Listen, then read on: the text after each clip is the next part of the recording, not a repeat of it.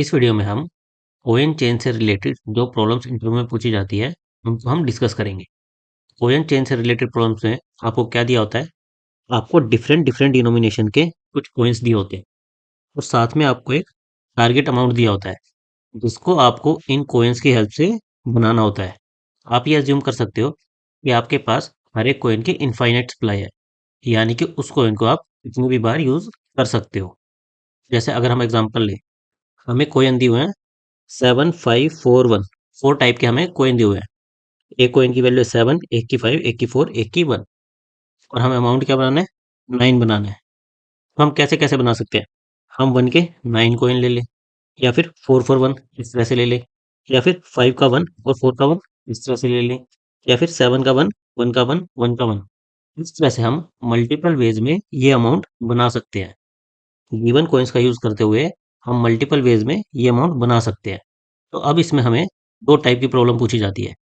पहली प्रॉब्लम में हमें क्या कहते हैं कि minimum number of coins find out करो जिससे कि आप ये अमाउंट बना सकते हो। और दूसरी प्रॉब्लम में क्या पूछा जाता है? Total number of ways find out करो जिससे कि आप ये अमाउंट बना सकते हो। हम इन दोनों ही प्रॉब्लम को वन बाय वन डिस्कस करेंगे। फर्स्ट प्रॉब्लम में हमें क्या दिया है? हमें minimum number of coins find out करने हैं जिससे कि हम रिक्वायर्ड अमाउंट बना सके। हमें कुछ डिफरेंट डिनोमिनेशन के कॉइन्स दिए हुए हैं, एक टारगेट अमाउंट दिया हुआ है और हमसे पूछा है कि मिनिमम नंबर ऑफ कॉइन्स बताओ जिससे कि आप ये अमाउंट बना सकते हो। और अगर अमाउंट बनाना पॉसिबल ही नहीं है, उस केस में आपको -1 रिटर्न करना है। हम ये अज्यूम कर सकते हैं कि हमारे पास infinite number of each coins है, हर एक कोइन की इनफाइनाइट सप्लाई है। नाउ सबसे पहले हमारे दिमाग में अप्रोच क्या आएगी कि हम सबसे पहले सबसे बड़े अमाउंट का कोइन दे दें, फिर जो अमाउंट बचे उसमें तो सबसे बड़े अमाउंट का कोइन दे सकते हैं वो दे दें। इस तरह से हमारे पास मिनिमम नंबर ऑफ कोइंस आएंगे। लेकिन अगर हम ये एग्जांपल देखें, 7541 हमें ये कोइंस दिए हुए हैं, हमें 9 बनाना है। तो अगर हम ग्रीडीली सबसे बड़ा कॉइन देंगे, हम 7 दे देंगे, फिर हमारे पास 2 बचेगा और हमें उसे 1 1 के 2 कॉइन से बनाना पड़ेगा। टोटल हमें 3 कॉइन्स लगेंगे। लेकिन अगर हम 7 की बजाय पहले 5 देते तो हमारे पास 4 बचता। 4 के 1 कॉइन से हम उसे बना सकते थे। तो टोटल हमें 2 ही कॉइन्स लगते। तो इससे हम क्या कह सकते हैं कि यहाँ पर हमारी ग्रीडी वर्क नहीं करेगी कि हम सबसे बड़े अमाउंट का कॉइन पहले दें और फिर बचे हुए अमाउंट को बनाने की कोशिश करें। हमें सारे के सारे वेज को ट्राई करना पड़ेगा और फिर जिस वे में हमें मिनिमम नंबर ऑफ कॉइन्स लगेंगे और हमारा अमाउंट बन जाएगा, हमें वो रिटर्न करना पड़ेगा। और सारे वेज हम कैसे ट्राई करेंगे? हमें सारे सब सीक्वेंस जनरेट करने पड़ेंगे। और वो कैसे जनरेट करते हैं? हमारी एक नोट पिक अप्रोच के थ्रू। हर एक इंडेक्स को हम क्या ट्राई करेंगे कि ये हमारे आंसर में रहेगा, और एक बार क्या ट्राई करेंगे कि ये हमारे आंसर में नहीं रहेगा। हम इस कॉइन का यूज करेंगे और हम इस कॉइन का यूज नहीं करेंगे। और इसके लिए हम क्या करते हैं? रिकर्शन लिखते हैं। रिकर्शन में हम इंडेक्सेस पर वर्क करते हैं। हमारे पास 4 टाइप्स के कॉइन थे, हमने 4 इंडेक्सेस ले लिए। हम स्टार्टिंग में 0th इंडेक्स से शुरू करेंगे और अभी हमें कितना अमाउंट बनाना है? 9 अमाउंट बनाना है। तो हम ये पास कर देंगे। फिर हम देखेंगे कि हम इस 7 को यूज करें। अगर यूज करें, इसको अपने आंसर में लें, तो हमारा क्या होगा? हमारा एक कॉइन यूज हो जाएगा। हम इसी इंडेक्स पर रहेंगे। क्यों? क्योंकि हमें इनफाइनाइट सप्लाई है। हम इस 7 को दोबारा भी यूज कर सकते हैं। हम इसी इंडेक्स पर रहेंगे। अब हमने 7 बना लिया, तो हमारे पास रिमेनिंग कितना बनाना है? 9 माइनस 7, 2। रिमेनिंग हमें 2 बनाना है। तो हम अपने रिकर्शन को अपडेट कर देंगे। इंडेक्स हमारा सेम रह जाएगा, रिमेनिंग अमाउंट हमारा 2 रह जाएगा।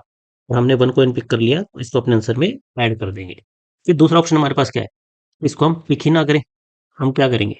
इंडेक्स हमारा 1 हो जाएगा, क्योंकि हमने अभी कोई भी अमाउंट बनाया ही नहीं है, तो हमारा अमाउंट 9 ही रह जाएगा। सेम चीज़ हम आगे करेंगे। हर एक ब्रांच से दोनों पाथ, पिक नोट पिक, दोनों को एक्सप्लोर करेंगे। इससे हम देखें, अगर हम पिक करें, पिक का मतलब क्या हुआ कि हम 7 को फिर से यूज़ कर रहे हैं। लेकिन हमें अमाउंट कितना बनाना है? 2 ही बनाना है। यानी कि हम 7 को पिक नहीं कर सकते, क्योंकि 7 को अगर पिक करेंगे तो हमारा अमाउंट क्या चला जाएगा? -5। और हमें बनाना कितना है? एग्जैक्ट अमाउंट बनाना है। हम उससे ज़्यादा नहीं बना सकते। फिर पिक वाली ब्रांच को हम फर्दर एक्सप्लोर नहीं कर सकते। हम नोट पिक को एक्सप्लोर करेंगे। नोट पिक में क्या होगा? हम नेक्स्ट इंडेक्स पर चले जाएंगे, हमारा अमाउंट सेम ही रह जाएगा। फिर इससे again pick note pick, pick कर नहीं सकते क्योंकि हमें बनाना 2 है, हमारे पास 5 का कॉइन है। पिक को हम फर्दर एक्सप्लोर कर नहीं सकते, नोट पिक को करेंगे। नोट पिक में 2, 2 यहाँ पर जाएंगे। इस तरह से हमारा रिकर्शन वर्क करेगा। हम इस 2, 2 को फर्दर एक्सप्लोर करेंगे और इस तरह से हमारी सारी ब्रांचेस को एक्सप्लोर करेंगे। हमारा रिकर्शन टर्मिनेट कब होगा? जब एक तो हम अमाउंट बना लेंगे। अमाउंट हमारा कब बन जाएगा? जब हमारा रिमेनिंग अमाउंट जीरो रह जाएगा। वैसे अगर हम ये वाला पाथ देखें, हमने जीरो को नोट पिक किया, तो हम फर्स्ट इंडेक्स पर आ गए, हमारा अमाउंट 9 रहा। फिर हमने फर्स्ट को पिक कर लिया, इस 5 को पिक कर लिया, हमने एक कॉइन का यूज कर लिया, हमारा रिकर्शन क्या हो गया? 1,4। हम फर्स्ट इंडेक्स पर रहे और हमारा अमाउंट कितना रह गया? 4। फिर हमने फर्स्ट को पिक नहीं किया, हम सेकंड इंडेक्स पर आ गए, हमारा अमाउंट कितना रहा? 4 ही रहा। फिर हमने सेकंड को पिक कर लिया, तो अभी हम सेकंड इंडेक्स पर रहे, लेकिन हमारा अमाउंट क्या हो गया? जीरो हो गया। जब भी हमारा अमाउंट जीरो हो जाए, इसका मतलब हमें एक तरीका मिल गया है जिससे कि हमारा ये अमाउंट बन सकता है। और साथ में हम ये भी मेंटेन करके चल रहे हैं कि हमें कितने कॉइन्स लग रहे हैं। जब जब हम कॉइन को पिक करेंगे, हम अपने आंसर में वन ऐड करते जाएंगे। इसमें हमने वन और वन, टोटल टू कॉइन्स किए, और ये हम रिटर्न कर देंगे। जब भी हमारा अमाउंट जीरो रह जाएगा, हम वहां से रिकर्शन को टर्मिनेट कर देंगे। दूसरा हमारा बेस केस क्या होगा? अब अगर मान लो यहाँ से हम 2,4 से नोट पिक पर जाते, तो हमारा क्या होता? हम 3,4 यहाँ पर चले जाते, फिर से हमारी नोट पिक ब्रांच को एक्सप्लोर करते, तो क्या होता? हम 4,4 यहाँ पर चले जाते, यानी कि हम इंडेक्स के बाहर चले गए, हमारे कॉइन्स खत्म हो गए। तो दूसरा हमारा बेस केस क्या बनेगा? जब भी हमारा इंडेक्स आउट ऑफ बाउंड चला जाए, तो यानी कि हम अपने अमाउंट को नहीं बना पाए, और हमें आंसर में एक बड़ी वैल्यू, क्यों? क्योंकि हमें minimum amount of coins find out करना है, और ये हमारी एक वैलिड ब्रांच नहीं है। हमारी वैलिड ब्रांच नहीं है, मतलब कि हम इस ब्रांच से इस अमाउंट को नहीं बना पाए। इसको हम कैसे इंडिकेट कर सकते हैं? एक लार्ज वैल्यू। तो यहाँ से हम एक लार्ज वैल्यू रिटर्न कर देंगे, और ये नोड क्या करेगी? अपने लेफ्ट साइड से देखेगी क्या रिजल्ट आया है, राइट साइड से देखेगी क्या रिजल्ट आया है, दोनों का मिनिमम लेगी। क्यों? क्योंकि हमें तो minimum number of coins return करने हैं, तो जो भी मिनिमम हम अचीव कर पाएंगे वो अपने पेरेंट को पास कर देंगे। ये अपने पेरेंट को मिनिमम पास कर देगी। पेरेंट अगेन लेफ्ट राइट दोनों से देखेगा, और फिर से मिनिमम अपने पेरेंट को पास कर देगा। तो हम सिंपली रिकर्शन में क्या कर रहे हैं? हमारी पिक नोट पिक ये अप्रोच लगा रहे हैं, हर एक ब्रांच को एक्सप्लोर कर रहे हैं। जब भी किसी ब्रांच को हम फर्दर एक्सप्लोर नहीं कर पा रहे, जैसे यहाँ पर हम पिक नहीं कर पा रहे थे, उसको हम कैसे इंडिकेट करेंगे? एक लार्ज वैल्यू रिटर्न करके। दूसरा बेस केस हमारा क्या हो जाएगा? अगर हमारा अमाउंट जीरो रह गया है, तो हमें एक वे मिल गया है, तो जितने कॉइन हमने यूज किए होंगे वो हम रिटर्न कर देंगे। तो हमारे रिकर्सन में क्या क्या पैरामीटर पास होंगे? पहला हमारा इंडेक्स, दूसरा हमें क्या अमाउंट बनाना है वो पास होगा। तो जो भी हमारा आंसर आएगा, हमें उसमें दो चीज चेक करनी होगी कि क्या हम अमाउंट बना पाए। अगर बना पाए, तो हमें मिनिमम कितने कॉइन्स लगे। दूसरा, हम अमाउंट बना ही नहीं पाए, मान लो हम अमाउंट को बना ही नहीं पाए, तो उस केस में हमें क्या रिटर्न करना है? -1। वो हमें कैसे पता चलेगा? जब भी हम अमाउंट नहीं बना पा रहे थे, तो हम एक लार्ज वैल्यू रिटर्न कर रहे थे। तो यानी कि अगर हमारा आंसर लार्ज वैल्यू से बड़ा या इक्वल आ रहा है, तो इसका मतलब है कि हम वो अमाउंट नहीं बना पाए, और हम उस केस में -1 रिटर्न कर देंगे। और अगर ये वाला केस हमारा नहीं है, तो हम अपने आंसर को रिटर्न कर लेंगे, जो भी हमें मिनिमम नंबर ऑफ कॉइन्स मिले, हम वो रिटर्न कर देंगे। अब हम देखते हैं कि हमारा रिकर्शन फंक्शन कैसा रहेगा। लार्ज वैल्यू हमने क्या ले लिया? 128, बेसिकली 10⁸ हमें दिया था कि हमारा अमाउंट 10⁸ यहीं तक हो सकता है, तो हम इससे बड़ी कोई भी वैल्यू ले सकते हैं। तो हमने 10⁸ ये इंडिकेट करने के लिए ले ली लार्ज वैल्यू। फिर रिकर्शन में हमारा क्या होगा? बेस केस होंगे। बेस केस क्या क्या थे? अगर हमारा रिमेनिंग अमाउंट जीरो रह गया, यानी कि हमें एक वे मिल गया, और उस केस में अब हमें और कोई एक्स्ट्रा कॉइन्स नहीं लगेंगे, हम क्या रिटर्न कर देंगे? जीरो, कि हमें और एक्स्ट्रा कॉइन्स इस बात से नहीं लगेंगे। और सेकंड हमारा बेस केस क्या था? अगर हमारा इंडेक्स आउट ऑफ बाउंड चला जाए, यानी कि ये एक वैलिड ब्रांच नहीं है, उसको हम कैसे इंडिकेट करेंगे? हमारी लार्ज वैल्यू को रिटर्न करके। उसके बाद हमें क्या करना था? हमारी पिक नोट पिक ये अप्रोच लगानी थी। पिक हम कॉइन को कब कर पाएंगे? जब जो भी कॉइन हम कंसीडर कर रहे हैं, वो रिमेनिंग अमाउंट से छोटा या इक्वल हो। अगर रिमेनिंग से कॉइन बड़ा है, तो ऑब्वियसली उस केस में तो हमारा अमाउंट ओवरशूट कर जाएगा, और हम एग्जैक्ट अमाउंट नहीं बना पाएंगे। तो उसको इंडिकेट करने के लिए हमने क्या किया? स्टार्टिंग में पिक को एक लार्ज वैल्यू से इनिशियलाइज कर दिया। अगर हमारा कॉइन रिमेनिंग से छोटा या इक्वल है, इसका मतलब हम उसे पिक कर सकते हैं, तो हम पिक वाली ब्रांच को फर्दर एक्सप्लोर करेंगे। हमने कॉइन को पिक किया, तो अपने आंसर में वन ऐड कर लिया, और फिर हमारा रिकर्शन क्या होगा? हम सेम इंडेक्स पर रहेंगे, और जो अपने अमाउंट में से जो भी कॉइन की वैल्यू थी, उसको सब्ट्रैक्ट करके पास कर देंगे। सेकंड हमारा क्या था?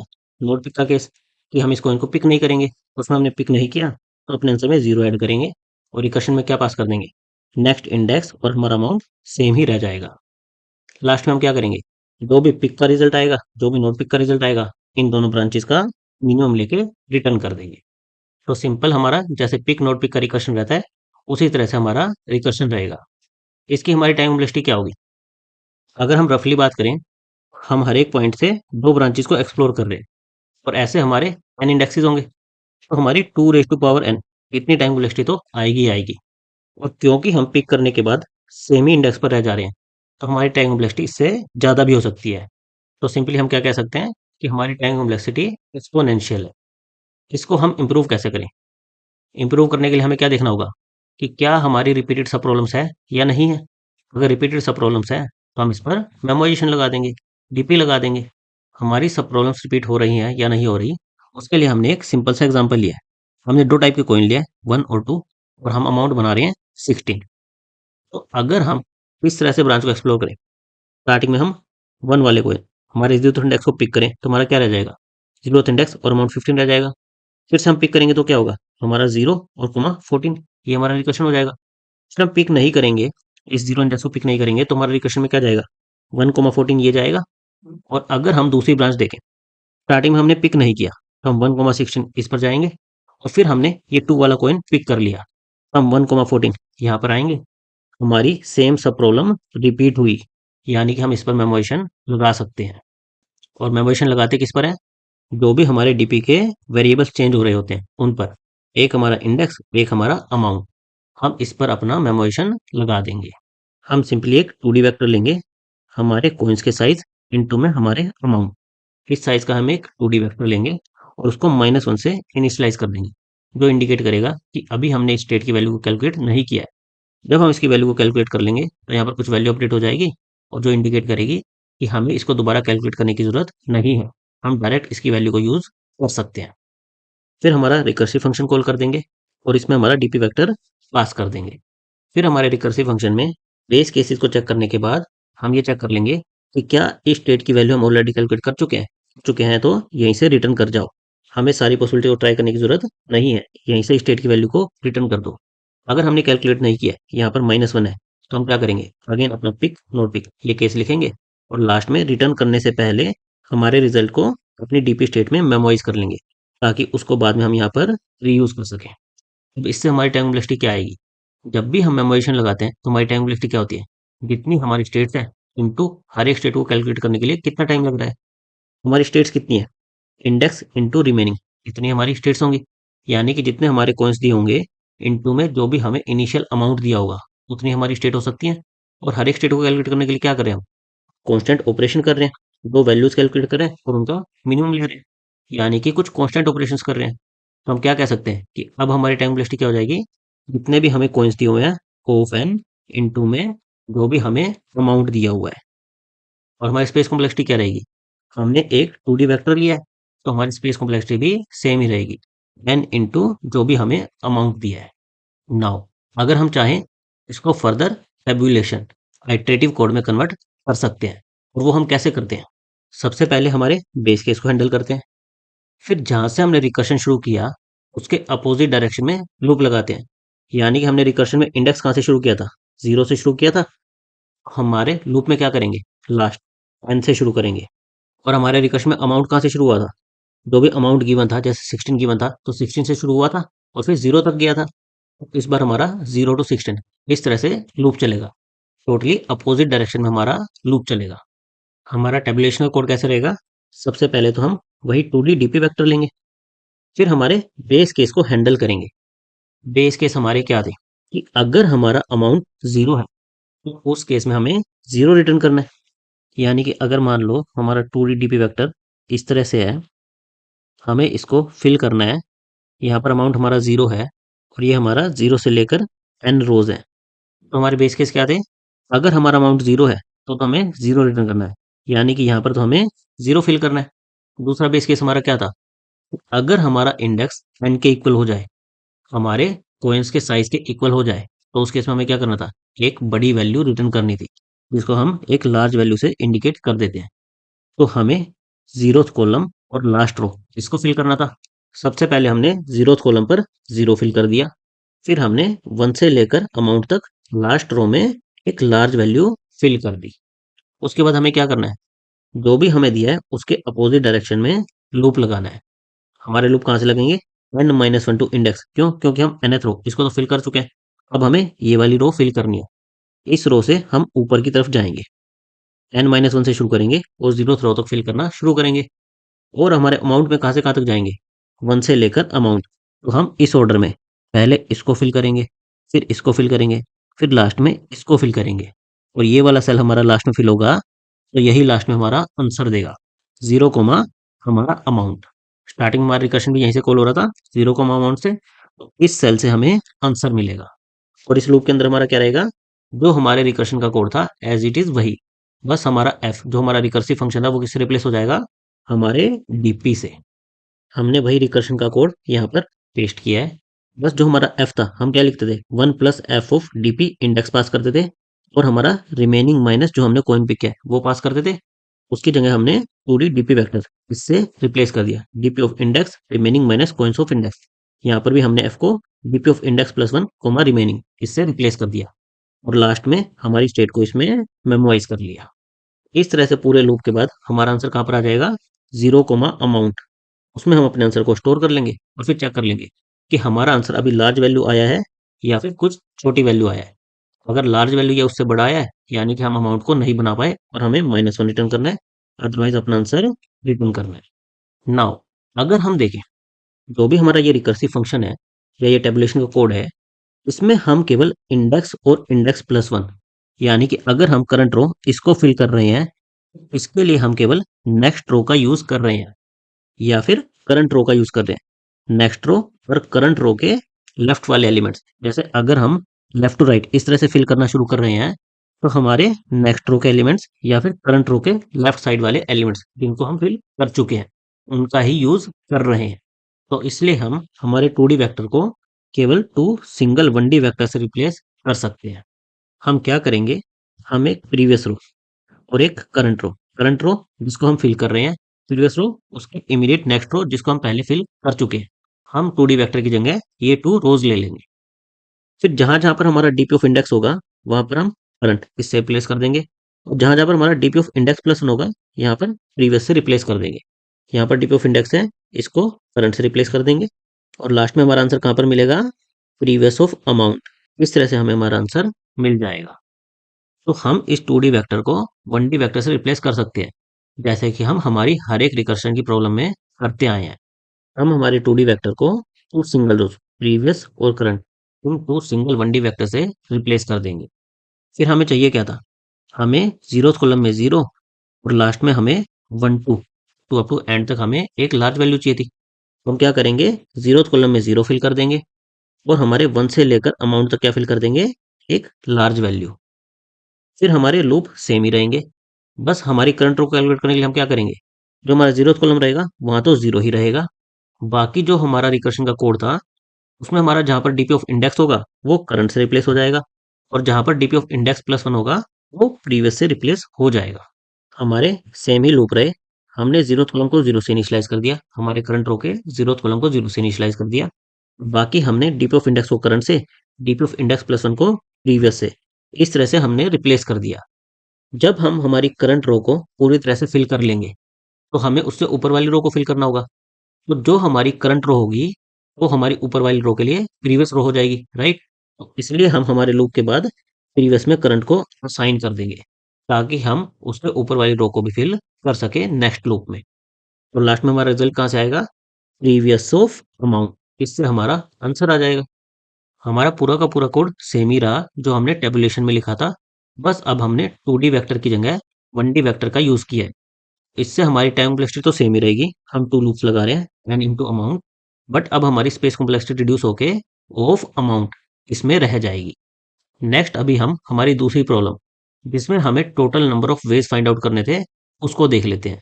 वो प्रॉब्लम भी एग्जैक्टली सेम है। इसमें भी हम क्या कर रहे थे, हम सारे वेज निकाल ही रहे थे, बस उसमें से जो हमें मिनिमम नंबर ऑफ कॉइन्स मिल रहे हैं वो हम रिटर्न कर रहे थे। अब हमें क्या रिटर्न करना होगा, total number of ways. Again हमें डिफरेंट डिफरेंट डिनोमिनेशन के कॉइन दिए हुए हैं, टारगेट अमाउंट दिया हुआ है, हमें टोटल नंबर ऑफ वेज जिसमें हम ये अमाउंट बना सकते हैं वो रिटर्न करना है।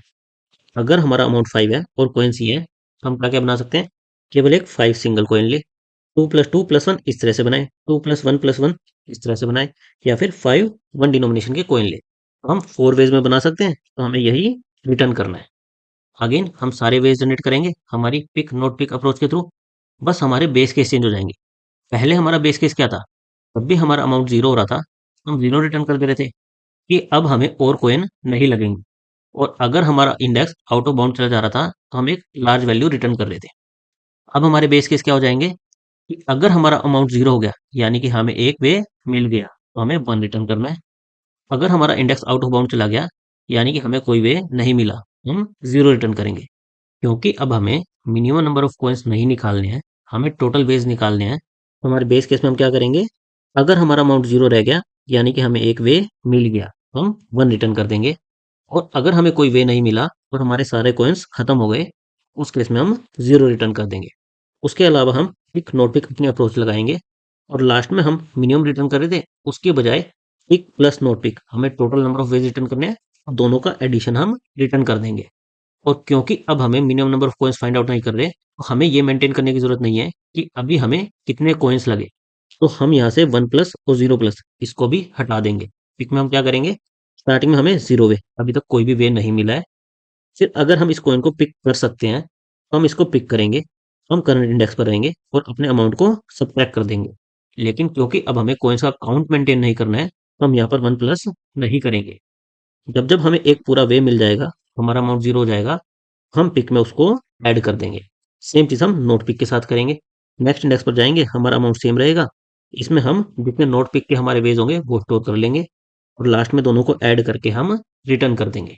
और अगेन क्योंकि हमारी पिक नोट पिक वही अप्रोच है और इसमें भी हमारी सब प्रॉब्लम्स रिपीट होगी, तो यहाँ पर भी हम सेम तरह से डीपी लगा सकते हैं।